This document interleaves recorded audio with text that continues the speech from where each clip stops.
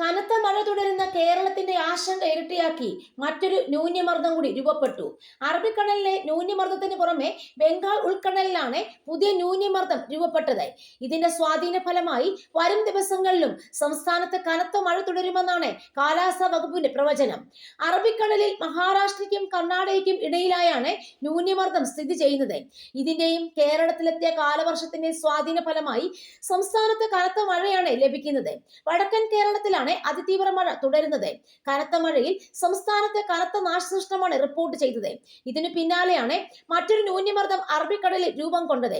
ഇതിന്റെ സ്വാധീനം കൂടി മഴയിൽ പ്രതിഫലിപ്പിക്കുമെന്നും കാലാവസ്ഥാ കേന്ദ്രം കണക്കുകൂട്ടുന്നു. കേരളത്തിലും കർണാടക തീരങ്ങളിലുമാണ് നിലവിൽ ശക്തമായ മഴ ലഭിക്കുന്നത്. പുതിയ ന്യൂനമർദ്ദം രൂപപ്പെട്ടതോടെ തെലങ്കാന, ആന്ധ്രാപ്രദേശിന്റെ തീരപ്രദേശങ്ങൾ, തമിഴ്നാട് എന്നിവിടങ്ങളിലും വരും ദിവസങ്ങളിൽ ശക്തമായ മഴ ലഭിക്കുമെന്നും കാലാവസ്ഥാ വകുപ്പ് പ്രവചിക്കുന്നു. ഇന്ന് കേരളത്തിൽ കോഴിക്കോട്, വയനാട്, കണ്ണൂർ ജില്ലകളിൽ ഒറ്റപ്പെട്ട അതിതീവ്ര മഴയാണ് പ്രവചിക്കുന്നത്.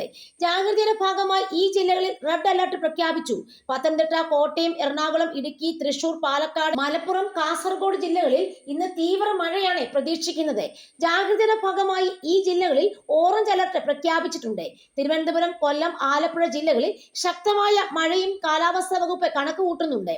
ബുധനാഴ്ചയും വ്യാഴാഴ്ചയും വടക്കൻ കേരളത്തിൽ ഒറ്റപ്പെട്ട സ്ഥലങ്ങളിൽ തീവ്ര മഴയാണ് പ്രവചിക്കുന്നത്. ശനിയാഴ്ച വരെ എല്ലാ ജില്ലകളിലും മഴ മുന്നറിയിപ്പുണ്ട്.